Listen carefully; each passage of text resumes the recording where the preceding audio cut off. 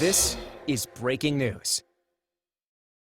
Mayor de Blasio is giving an update on the coronavirus pandemic in New York City. Let's go to that now. I'll talk about in a moment the heat advisory and what we're doing to address it.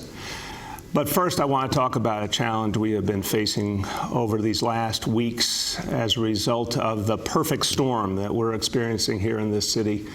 Crisis layered upon crisis, all the challenges created by the coronavirus. And we know there's been an uptick in shootings in recent weeks. We know there's been a real problem with violence that must be addressed.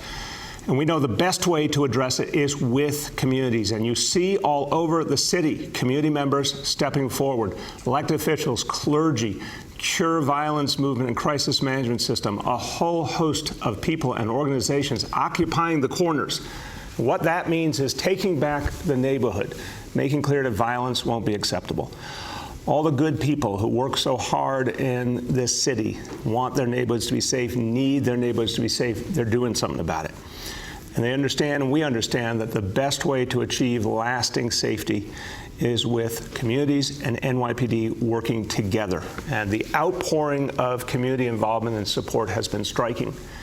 It's also important that the city government keep investing in communities, going at the root causes of so many of the challenges we face, and investing particularly in our young people. And that means investing in youth programs, youth centers. We're going to be talking about that in a moment as well. But because we're facing a perfect storm, and no one can doubt that, all of the combined crises and traumas together have created an aberrant situation where we saw crime uptick, and a lot of the normal realities just weren't there to address it. We've got to fix that now. Thank God New York City has made so much progress on the health front. We got to keep that progress, defend that progress, but we also have to restart all the pieces of the criminal justice system to make sure that if, God forbid, someone has committed an act of violence and means to do harm to their community members, that we can do something about it. So the bottom line is our criminal justice system needs to get back to full strength. Our courts not only need to reopen, they need to reopen fully as quickly as possible. Now remember, the disruption here has been striking. And I want to say to everyone in the court system, to the DAs, NYPD, everyone went through massive disruption. A lot of people were sick. It was impossible to do some of the normal things because of the precautions that had to be taken. So this is very clearly something where we're all in it together. I want to make sure everyone hears that. We are all in this together, and everyone's been through a tremendous amount of disruption. But now is the time to overcome that and start to rebuild so we can really address the violence issue together. A striking reality that there's a huge backlog when it comes to cases involving violent crime. Only 50% of firearms charges have even gotten to the point of indictment. And obviously, we need to go from indictment through the trial process and determining the fair resolution. And those who need to feel consequences have to experience those consequences in a speedier fashion. That's not happening right now. So I want to call together all of the players. I've sent this letter this morning to the chief judge and the 5 district attorneys saying, let's all work together. Let's get this right. I want to convene everyone and figure out what can the city of New York do to help each of you and all of your colleagues to get this right. Because again, just a little beginning of the court system won't get it done. We need to find a way to get back to full strength. And there are obvious issues of health and safety. We want to help. We have a lot of spaces we can make available, personnel to help address the health and safety issues. But I'm going to work with all of my colleagues, the DAs, the chief judge, everyone in this system to get it right, because we owe it to the people of our communities. And I have spent time with some of the families that have lost loved ones. That is a searing, painful experience when you see what happens to a family, especially now thinking today, in the day of his funeral of little DeVell Gardner Jr. and meeting with his family and the pain they're going through. No family in New York City should ever have to go through that. And when you think about that pain, it's incumbent upon all of us to re-glue the criminal justice system, get it going at full strength, and make sure there are consequences for those who would harm their fellow New Yorker. Now, that said, That is how we bring all the pieces together. But we have to keep moving each and every piece as energetically as possible. And this is why our focus on young people is crucial. After really huge challenges in March and April, all of us together were able to rebound and restart summer programming for young people. And I want to thank the City Council for the leading role they played in helping us put that together.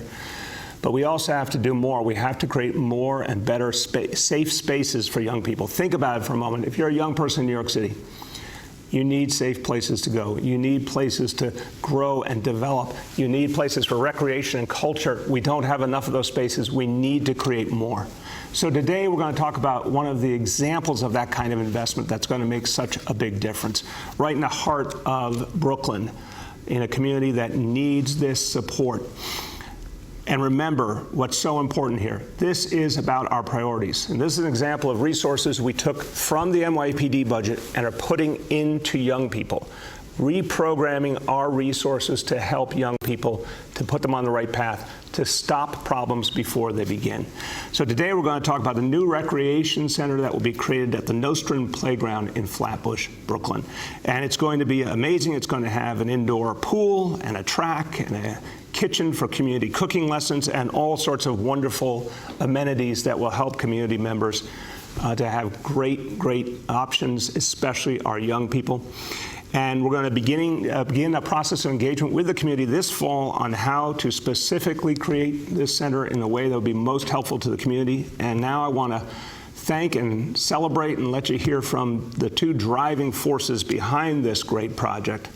Both of them put a huge amount of time and energy into envisioning this and bringing it to life. And I can attest to the many times they spoke to me about the need to get this done, and we're getting it done now. So first I want to turn to Assembly Member Rodneyce Bishop. Thank you so much, Mr. Mayor. It's a pleasure to be here today to speak to all of New Yorkers, to talk about how we are transforming lives and how we are transforming the recent reallocation of funding that's going to go directly into our community needs, our youth, our seniors, our engagement. Again, my name is Assemblymember Rodneyce Bishop. I represent the 42nd Assembly District, which is the core of Brooklyn, of Flatbush, and also where the Caribbean immigrant thrives and Little Haiti thrives. I am here today and pleased to join Mayor Bill de Blasio and my colleague, Councilmember Farrah Lewis, to announce the planned opening of a community recreation center, again, in the heart of Flatbush, Brooklyn. The recreation center will be built, as you heard, at the Nostrand Playground, and will serve as a safety for our youth, a hub for learning and community and civic engagement. People of all ages looking to exercise and get fit will be able to come to the center to improve their health. The center will also feature an outdoor space to allow for social distancing as is needed. As you may know, our community has faced an uphill battle this year. My district has had the highest rate of infection and fatality of almost any neighborhood in the city regarding COVID-19. Racial disparities in our education, housing, and healthcare systems have been highlighted by the pandemic. We are also combating an increase in shootings. For years, children in our neighborhood have been looking for a place to go where they can safely gather with friends. When there is no oversight, youth can become disengaged and motivated by peer pressure. We need to protect our children from the risk posed by unstructured free time. And this is more important now in the face of the pandemic and growing racial disparities than ever before. This year, we face these injustices head on by passing a slate of police reform bills in Albany and here at City Hall, where our total budget was reorganized, reallocated to address these issues. However, the work is not done. I will continue to champion these issues on a community level and on a legislative level, especially when we talk about banning racial profiling. But combating injustice does not end there. We must also invest in our communities. Initiatives like the Community Recreation Center, which will have the capacity to transform lives and to transform our neighborhoods. When we invest in our youth, we invest in the future of our community, and the people of Flatbush and the people of Brooklyn will thrive.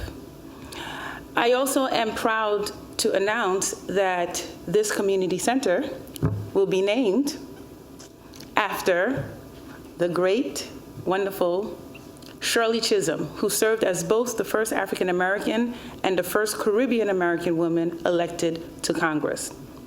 As many of you know, Representative Chisholm was the first Black woman to run for a major party for the President of the United States.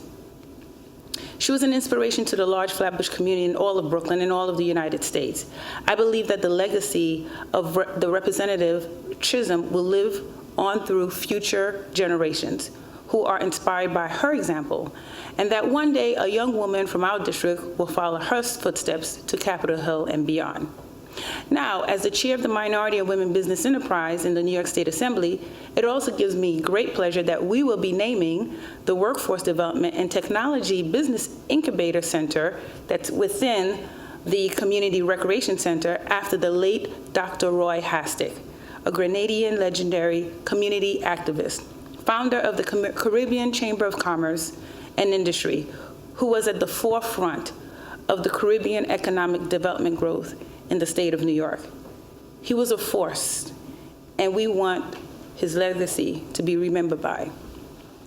I want to thank you all for your support. As you heard from the mayor, this center will be very comprehensive with a state-of-the-art indoor pool, something that this community have been deprived for so many years. And we're finally happy that we are getting some answers. We're going to get a pool, indoor track. We're going to get a kitchen for cooking classes. We're going to have a workforce development. We want to make sure that we reintegrate our youth and those who were previously incarcerated. We also want to acknowledge that we have a big immigration population and have immigration services and social services that will address things like healthcare and housing and dental and eyesight for our children. So we have a lot that we're going to be working with. Again, I would like to thank Mayor Bill de Blasio. I want to thank the New York City Parks, Commissioner Mitch Silver, and I want to thank Councilmember Farrah Lewis, who actually been on this project for a very, very long time. And if it wasn't for her advocacy, working with the mayor hand in hand, we would not be having this announcement today. So I want to thank her. And again, I want to thank you, Mr. Mayor. Thank you so much. Thank you, Assembly Member, and thank you for fighting for us in Albany and fighting for justice every day. And since you said exactly correctly that Councilmember Farrah Lewis has been extraordinarily persistent in making sure this came to fruition, I want to congratulate you, Councilmember. Thank you for your huge focus on young people in particular and all that you and the City Council have done, but particularly your achievement today with this recreation center. We'd love to hear from you. So, good morning, everyone. Thank you so much, Mayor de Blasio, for your support, for your advocacy, and for listening to East Flatbush and the people in my community. I also want to thank Assemblymember Bichot for her support, as well as Parks Commissioner Silver for his support in ensuring that we can now formally announce the Shirley Chisholm Community Recreation Center with the inclusion of the Roy Hastic Business and Tech Incubator in East Flatbush. I'm very proud of my community and for this new installment. Our young families and seniors have waited with much anticipation for a safe space that they can call their own, a hub for learning, recreation, community, and civic engagement. This state-of-the-art community and recreation center will be a beacon of inspiration and innovation, where people of all ages and backgrounds can connect and prosper with expanded access to much-needed resources in a centralized location. For years, residents in my community have advocated alongside elected officials for a community center in East Flatbush that would bridge gaps in opportunity, information, and technology. As our city and my district, the 45th Council District, like so many others across the city, grapple with the increase in shootings, this state-of-the-art recreation center will be a pivotal turning the tide. The center will help us curb gang and gun violence.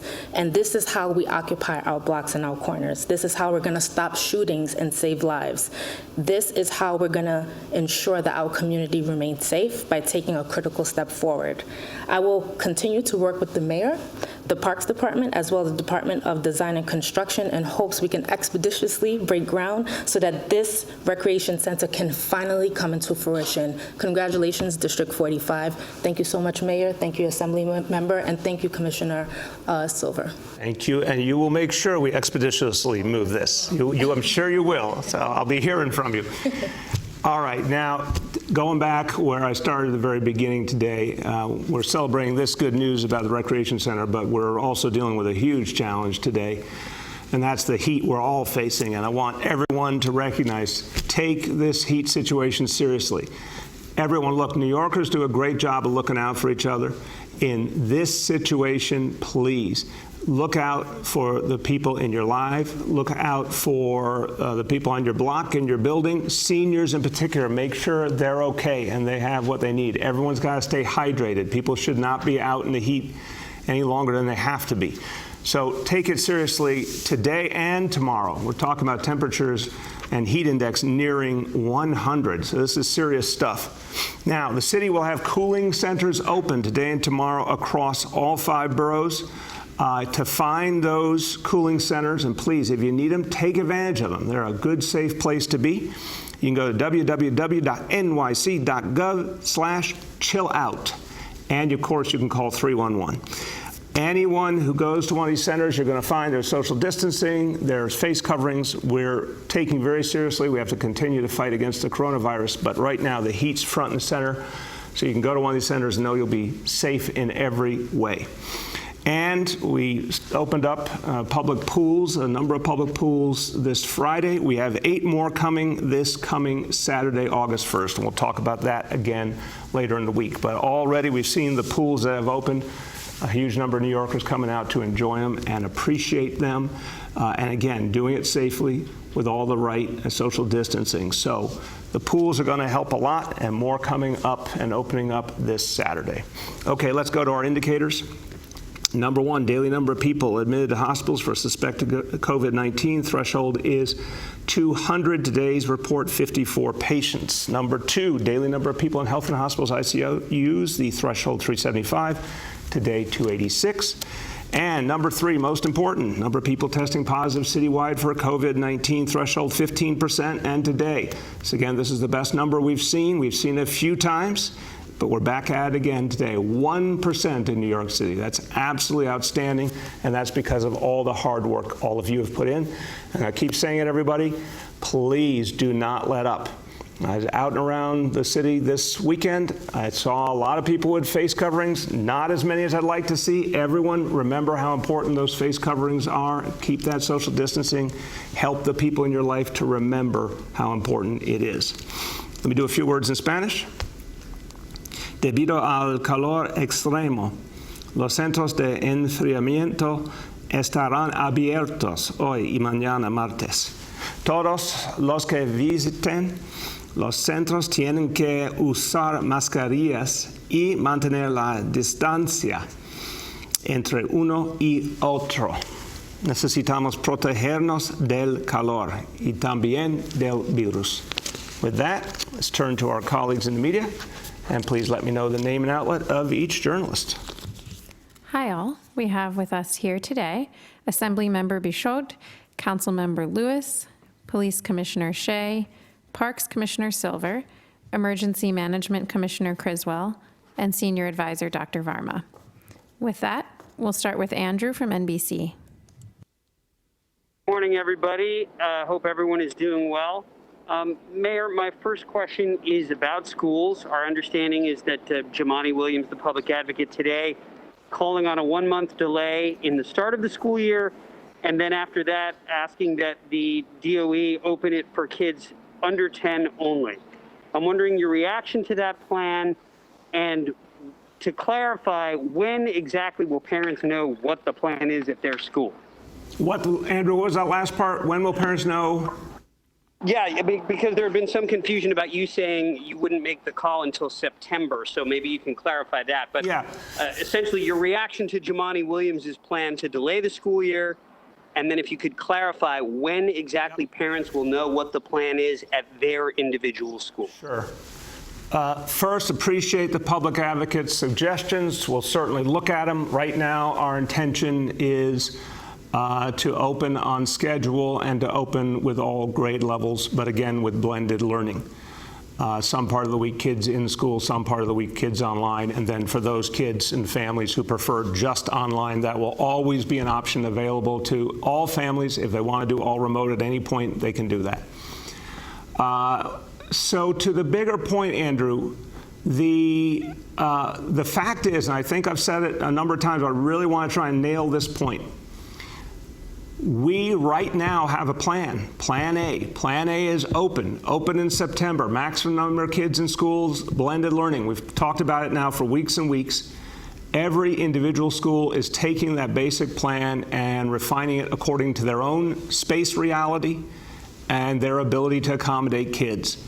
And they'll be speaking with their parent community over the next weeks and give them exactly a sense of how the system will go. So parents will have ample time, weeks ahead of school opening, to know exactly what the schedule will be. We're putting more and more childcare options into play. All of this is moving intensely in a crisis atmosphere we're creating as we go along. We've got 6 weeks to put it together, and we will. But again, remember the health realities that we see around the country and we see around the world. Today, at late July, we're doing very, very well in New York City. You heard 1% testing positive. We have to hang on to that. 6 weeks from now is a long time. So the logical thing to do is we're going to hear from the state in about 10 days or so. They're going to give the basic decision. Then we're going to keep building from there. And then we're going to inform parents of what their specific plan for their school will be. And then ultimately, we have to see exactly what the healthcare situation is in the days leading up to school beginning. So I was a public school parent for the whole time of my kids being in school. Right now, parents should plan very clearly on their kids being in school if they want them to be in school. If they prefer them to be remote, that's great. But we're all going to be watching the data, the science, the healthcare indicators till we get very close to school beginning. And it would be irresponsible not to, Andrew. It would be irresponsible to make a decision in July or in August for something that's going to happen in September. That's what we've learned from looking around the country. Make the final decisions based on the facts at that time. Go ahead. Just as a follow-up to that, what do you think of the idea of delaying the school year for 1 month? So that you really know that the precautions are in place and that you have enough teachers, because part of what we're hearing is you'll make the plan and then it may be that you don't have enough teachers to make that hybrid plan actually work. So does it make sense to skew the start of the year to make sure you have the bodies in place and to make sure you have the procedures in place? At this point, no, Andrew. It doesn't add to the equation to delay. We've surveyed parents. They desperately, a huge majority wants to get kids back in school for the right reasons, to help them learn again and for their social development, because they know it's a safe place and there's food available and health support available. So that is the plan, but we'll watch every step along the way. Huge amount of energy and effort is going into working through the pieces. We're working very closely with the unions representing all the folks who work in our schools. And we have a plan. And if something happens that causes us to need to adjust that plan, we'll talk about it. But right now, we are moving forward with our plan. Next, we have Henry from Bloomberg. Hello, Mr. Mayor. How are you doing today? Good, Henry. How you doing? I'm doing well, thank you. My question has to do with your support of violence interrupters, cure violence, community-centered crime fighting that's beyond police. The investment the city has made is relatively minuscule, right? I mean, it's like $39 million. If this program is effective, why is the investment so small? Henry, I respect the question. I would say that there's an assumption in that question that it kind of misses the history. You go back to the beginning of our administration, the city of New York was barely investing at all, and we have steadily increased the amount of investment and continue to work with this model to prove its efficacy, and it keeps coming back clear that this works and it helps. And we've been building out the investment more and more, and we will continue to do that.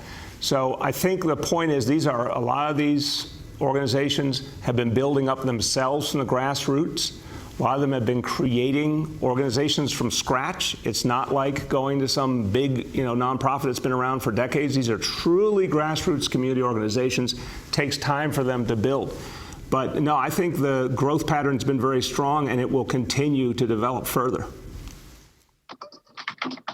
Okay, if I could just follow up on that question.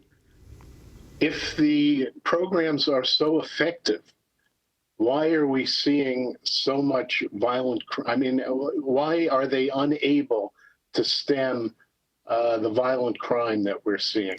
Well, I appreciate the question, but again, I think everything has to come back to this perfect storm we're in. And I will say it every time I'm asked. You cannot take a pandemic and layer it with a massive unemployment crisis that only rivals the Great Depression, families that don't have any income anymore, kids that can't go to school, the court system not being able to function, a huge number of police officers were sick for a long time. You cannot take all these dislocations and add them one on top of another on top of another, and all the frustration and pain that people have been through and expect business as usual. So we're dealing with an extraordinarily high bar here in terms of the hand we've all been dealt. But I can tell you for a fact, Cure Violence Movement and Crisis Management System have been out there making a huge difference. They've been doing it in terms of social distancing. You've seen them out in force in recent weeks addressing violence in the community. We've seen some incredible success stories over the years, and now we see this movement coming forward in this new situation to find solutions. So no question in my mind, this is part of the solution overall. Next, we have Juliet from 1010 Wins. Hey, good morning, Mr. Mayor. How are you doing? Good, Juliet. How you been? Fine, thank you.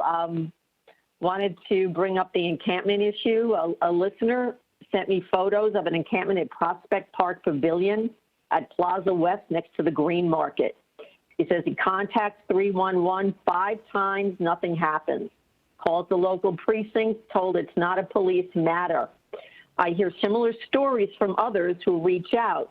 So is there a way to have a proactive, consistent response to identify and dismantle these encampments?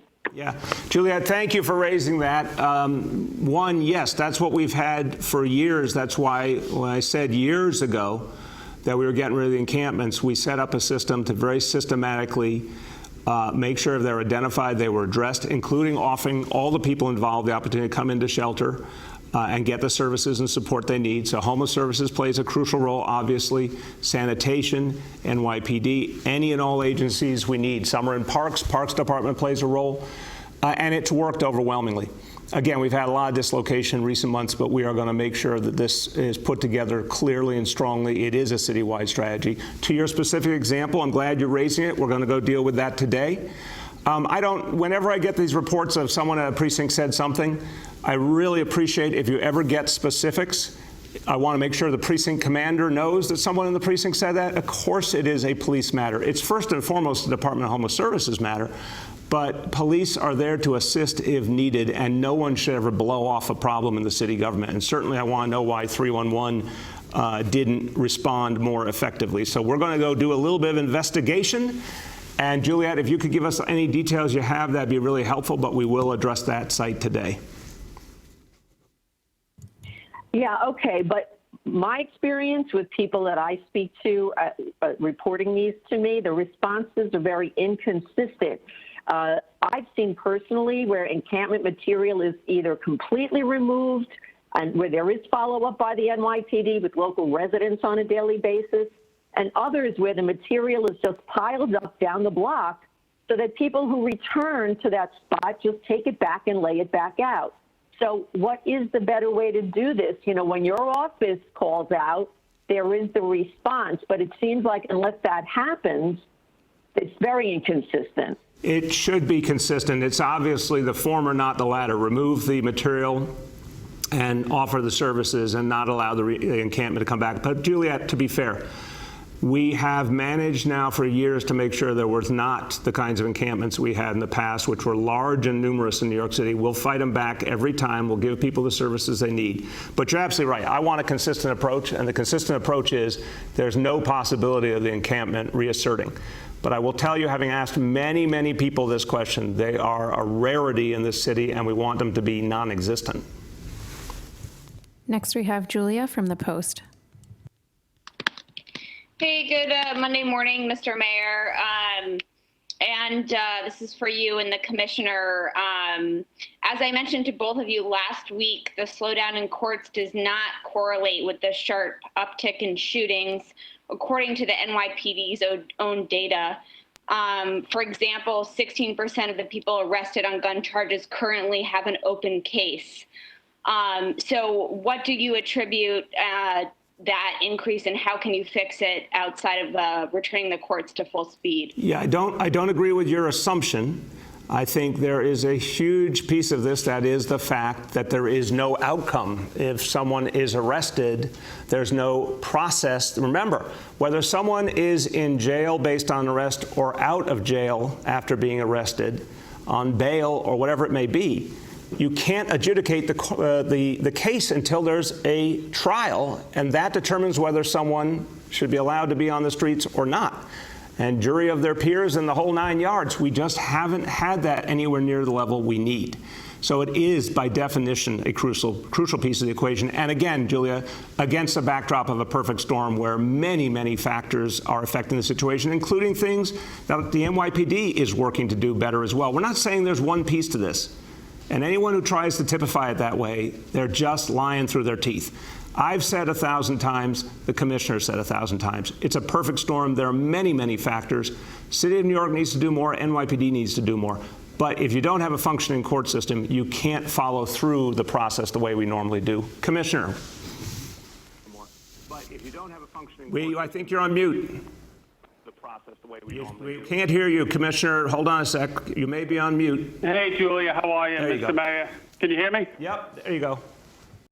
Yep. So, Julia, I would turn the question around and just say, in the last 4 months, I would ask somebody to answer the question, how many people have had a court case disposed of which resulted in them being sentenced to state prison or Rikers Island? And you're going to see very low numbers, because cases really are not being disposed of, to my knowledge, unless there is no jail attached to it. And you know, the court system, the violence question, I mean, it is indisputable. We have about 2,100 gun cases just in the last 2 years that are still open, half of them indicted, and almost all of them are walking around next to you and me every day on the streets. It is not disputable. Go ahead, Julia. Okay, my second question is on the Cure Violence movement. You mentioned, Mr. Mayor, that it takes a while for these grassroots movements to get up and running. The leaders of the movement say the same thing. So until they really become full force, what is the NYPD doing to stop this increased bloodshed? We had 15 shootings on Sunday, including 7 murders, 47 for the week compared to just 17 last year. So how long until the NYPD's new crime fighting strategy kicks in? And what are you going to do to keep the violence down in the meantime? I appreciate the question. Julia, a week ago, the commissioner and I outlined the basic strategy, and he'll speak to it. But basically, it is taking more officers and applying them to the very pinpointed areas where we're seeing the biggest problems. It is bringing out the community, not just Cure Violence, but all community leaderships and organizations to be a part of pushing back against the violence. And we will continue to develop a Cure Violence and crisis management system over the coming months and years, and making it a bigger part of what we do in New York City. But really, again, it comes back to the NYPD's absolutely proven ability to adjust to a new challenge. That is what CompStat is all about. This is the whole concept we've seen for a quarter century. Many big challenges the NYPD was able to overcome with refined strategies. And Commissioner, I give him credit. I've watched him in CompStat. No one understands this ability to adjust and take in new realities, new information, and try new strategies. No one understands it better than Commissioner Shea. So, Commissioner, you want to add? Commissioner? Yeah, good morning, Julia. Again, so when you look at what we saw last week, absolutely unacceptable. You're right. 15 shootings just on Sunday. That was following a day of pretty heavy protests in Manhattan on Saturday. When you look at the 15 shootings, 8 of them were in Brooklyn. When you look at what we're doing in terms of the mayor outlined it, putting significant resources into the areas where we know that there is ongoing gang violence occurring. We're also working closely with community members, local elected officials, just raising awareness in these areas and trying to get a grassroots approach as well as pinpoint deployment and investigations. Just last week, we closed 11 separate murders. They did not occur last week, but this is moving backwards. But the arrests occurred last week. We closed an additional 14 shooting incidents that were non-fatal just last week. I think if you look at the breadth of the NYPD, whether it's my Twitter account at NYPD News, Terry Monahan's, or the individual precincts, you're seeing gun arrests picking up and starting to be made, which is a positive. And I think all of this is a start, but this is going to take some time to address the significant uptick in violence that we've seen.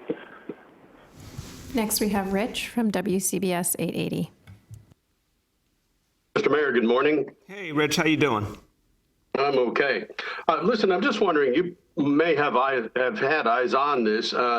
So the cleanup of the graffiti at the DOE and the Dinkins building and the old Surrogates Court, how is that going? I mean, I assume you're taking a look at it as you go by. Yeah, from what I've seen, it's coming along well. I have not looked carefully enough at every nook and cranny to know, and I know some of the older buildings, there's been a couple of challenges, but the last I've seen, I think it's going well. And look, this again, anytime we see this on a public building, we are absolutely going to clean it up because we don't accept it being there. But I think that's coming along well. Go ahead, Rich. Okay, and this is a little bit out of left field here. So I was taking a look at the seal of the city of New York as we sat sort of waiting for the news conference here. It's a man in pantaloons holding a rope with a loop at the end of it, presumably a trap or something. And then on the other side of the windmill and a couple of barrels, you have a Native American who's holding a bow. I'm just wondering whether you or your commission or somebody is taking a look at that seal and wondering how relevant it is these days. It's a great question. I think we have to look at a lot of things, and I appreciate you asking the question, Rich. From time to time I've looked at it. It's a good question. It's something of an unclear image what it's saying to us, but I think that's exactly right. It's the kind of thing a commission should look at carefully and decide if it still makes sense for the 21st century. Next, we have Deborah Lee from Bronx Free Press and Manhattan Times. Hey, good morning, everyone. Can you hear me? Yeah, how you doing? I'm well, thanks. Wanted to follow up. The city controller released a letter today questioning why it is that an audit that he conducted in April 2018 that showed that NYCHA playgrounds, the majority of them, nearly 800, had dangerous or deficient conditions, and that it's not been addressed. And in fact, since the NYCHA playgrounds have been reopened, that has not been, neither has it been addressed nor has a plan, which was promised to address these issues, been released. Can you speak to that? Yeah, we'll get you more details, Deborah Lee, but I just think that is not accurate. NYCHA playgrounds, real work has been done to improve the issues. Some are still being worked on, but they're a relatively small number that have any serious issue that, as I understand it, causes them to be offline and more major work has to be done. A huge effort was undertaken by NYCHA to reopen playgrounds once that was allowed. And to my understanding, a really big majority of their playgrounds are up and running. So we'll get you the latest facts, but I don't think that characterization is accurate. All right, and then on another topic, there's been a renewed call to have Commissioner Shea more specifically address why it is that it seems that police officers are just not being disciplined, or for that matter, that the concerns are not being taken seriously of those that say that violent actions and overly aggressive actions by police officers are just not being addressed. And some have gone so far as to call for his resignation or to ask you to prompt his resignation.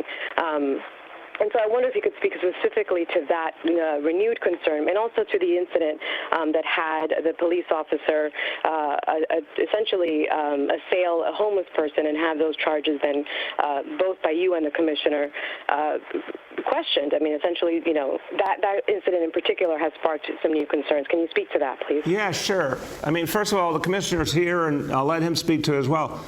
I've been very clear about my faith in Commissioner Shea. I've known him over these whole 7 years of the administration. I've seen what he can do, both in terms of addressing crime and violence, but also his belief in neighborhood policing, and even more so in focusing the police on working with young people in a whole new way.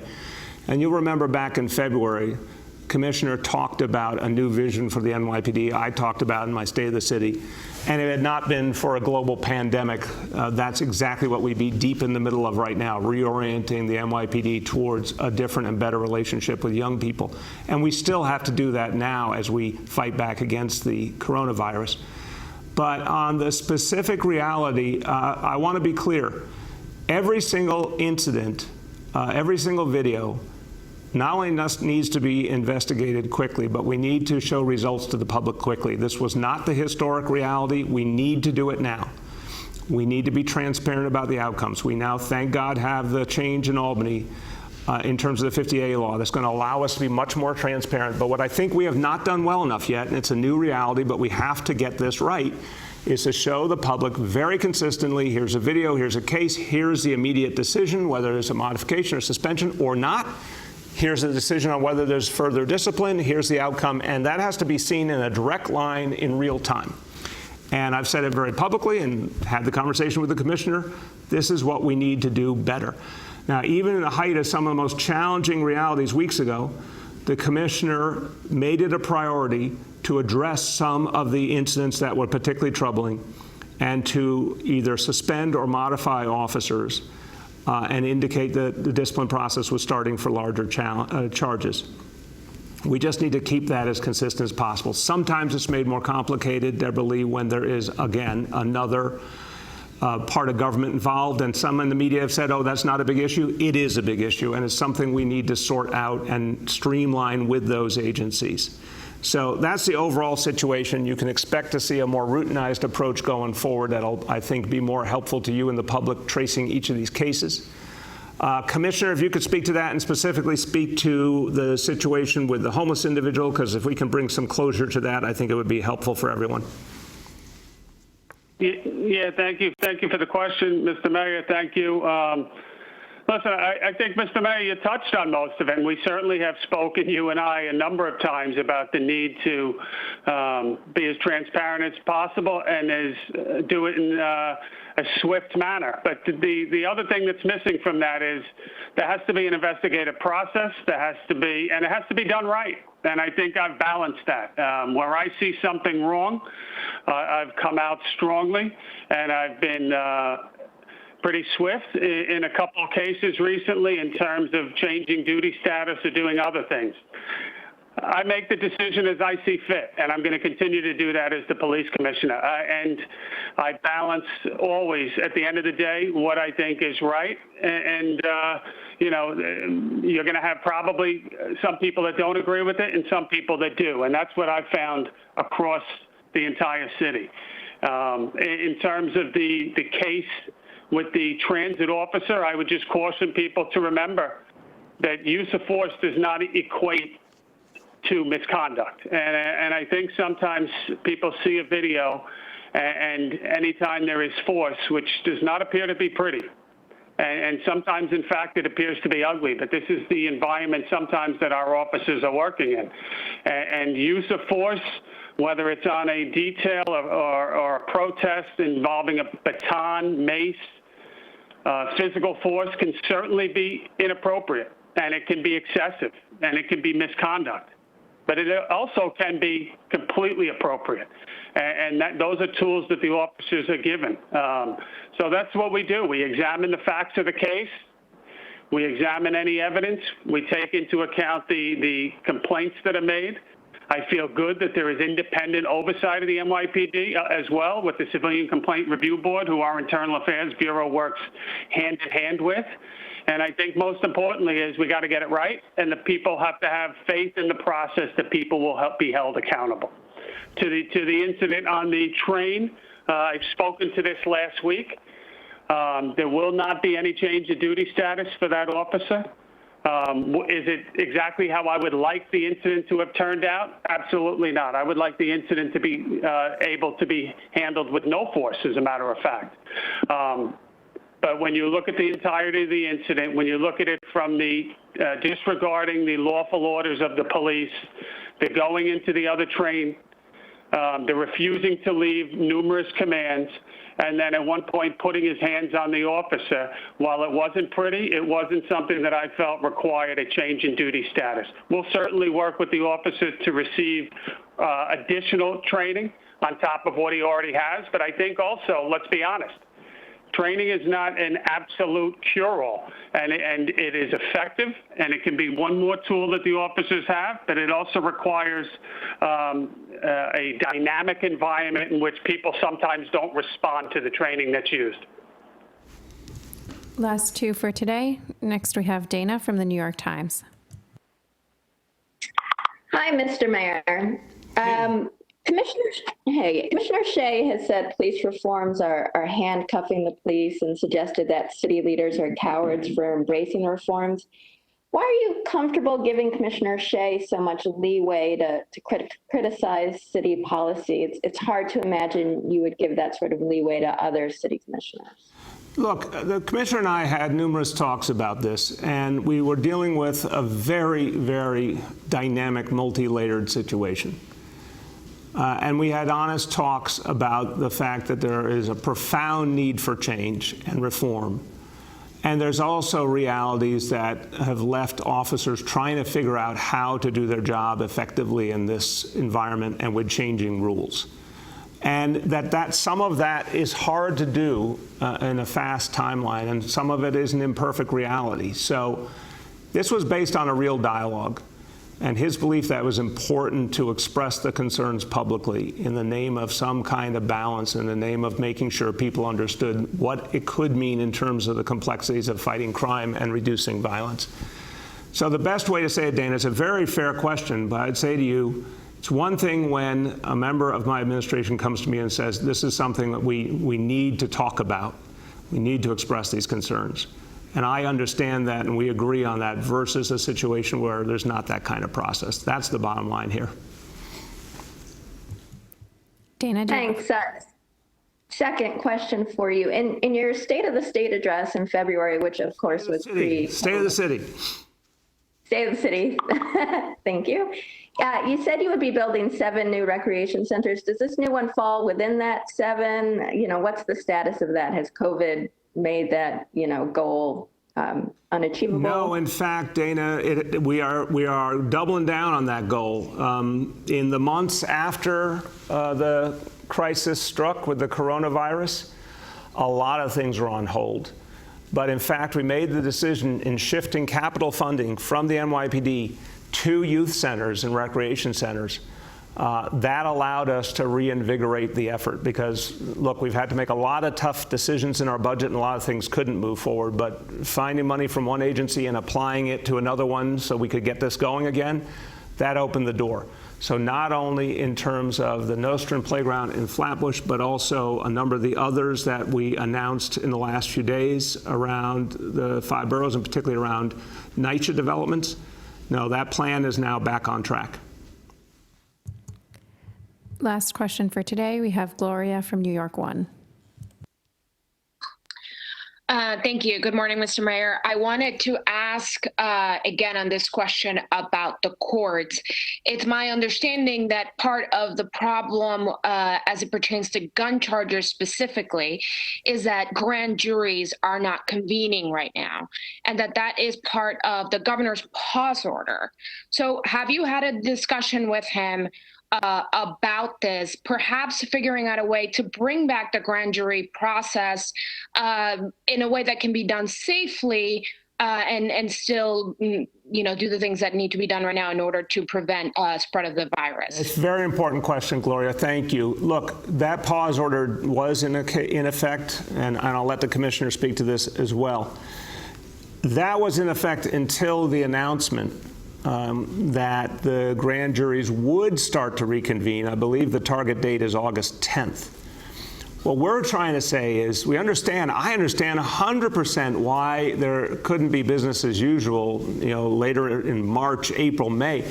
But now that the state has decided to bring grand juries back, the point I'm making and the commissioner's making is we need them to come back to full strength. It can't just be a small number of grand juries. We need to get back to the level we were at back in February.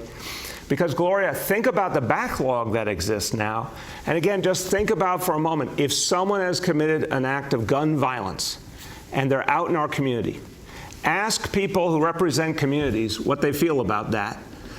They want to see justice. They want to see adjudication of the case. If someone, in fact, is guilty and should not be on the streets, that resolution is absolutely crucial to the community. If someone's innocent, they're innocent, and they then go about their lives. But you can't go through that process without the grand juries meeting, and we've got so many cases backlogged that we need to get back to full strength and work off that backlog as quickly as possible. So from my understanding, Gloria, the state has fully okayed that. What we're saying is we want to work with the court system and the DAs to get that to maximum. We'll do whatever they need to help get them there. Commissioner, you want to add? Yeah, I think, Gloria, thank you for the question. When you look at the grand juries, it's a big piece of it. I think it's a much bigger discussion when you look at the jail population, when you look at the state prison population, when you look at the downward pressure on people not going into either of the above. When you look at the lowering of bails or the requirement that there can be no bail in some circumstances, all of these things play in. And Gloria, I would, to the earlier question, I would ask, the question is how many people in the last 4 months have been sentenced to city jail or state prison because of an ongoing criminal case? And I think you're going to see a very extremely low number. There's no trials going on. And when you look at no grand juries and no trials, to my knowledge, I could be wrong, but no trials, and then you start saying, sit down in a room with district attorneys, defense attorneys, and what is the incentive to plea in this environment? And what we are seeing is there really is no incentive to take a plea when there's no ultimate hammer at the end of the process, or potential hammer. So even though maybe 1% of cases go to trial, it's always a part of the negotiation that takes place in this criminal justice system of ours. It's not perfect, but it's the best we have, and it works at times. Sometimes we'd like it to work better, but in this environment, it's just not working as designed. I think that's plain for anyone to see. And just to finish that point, Gloria, just think about it for a moment. We've had an important discussion about bail over the last few years. A very good and important reform was made. There were some outstanding issues. I think back in April, a lot of those issues were addressed well by the legislature. But here's the bottom line.